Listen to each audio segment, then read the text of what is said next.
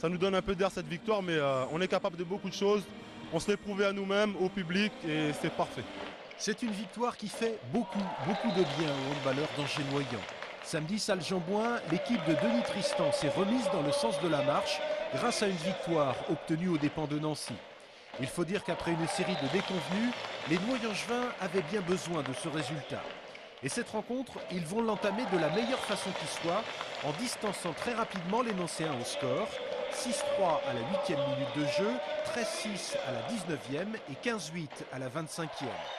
Tout au long de la première période, les Angevins sont les patrons du parquet avec un gardien au diapason. À la mi-temps, les Rouges mènent largement 17-10. Mais cette fois-ci, ils ne vont pas craquer en deuxième période.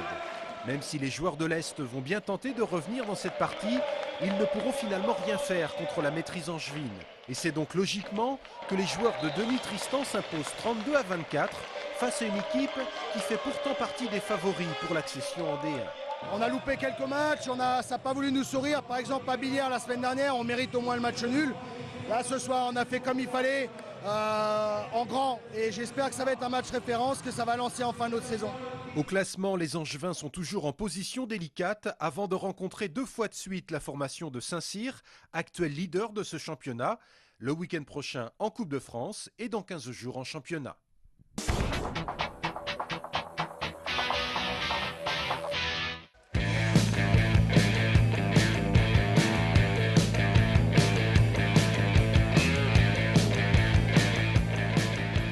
Le Lion d'Angers maintenant, où se tenait dimanche le championnat départemental de cyclocross.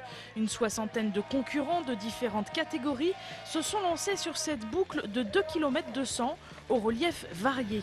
Un circuit très physique à l'image de ce sport.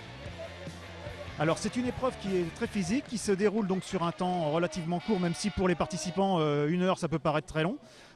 C'est une épreuve en fait qui donc se déroule principalement donc dans des sous-bois, dans des allées, dans des parties herbeuses et également donc sur des parties de prairies.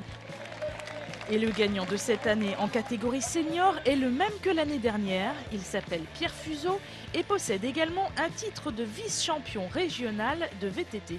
Je suis content parce que c'était peut-être pas trop gagné dès le début, quoi. Donc, et j'ai tout mis. Il y a beaucoup de spectateurs qui m'ont encouragé, ça m'a boosté. Et puis j'ai bien resté concentré jusqu'au bout et puis pas mal géré mon effort.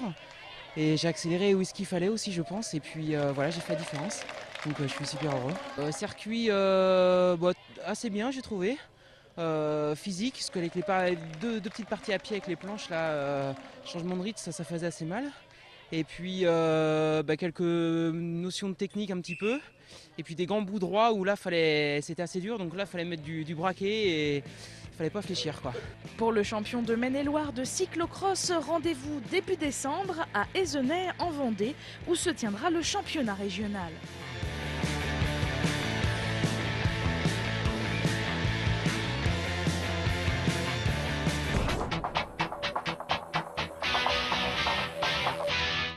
En Ligue Magnus, les hockeyeurs angevins remportent leur 8e victoire consécutive. Samedi, ce sont les Gothiques d'Amiens qui ont fait les frais d'une équipe des Ducs inarrêtable. Angers, pourtant amputé de 3 défenseurs blessés, s'est imposé 5-2 en terre amiénoise. Les Ducs invaincus pointent toujours à la première place du classement.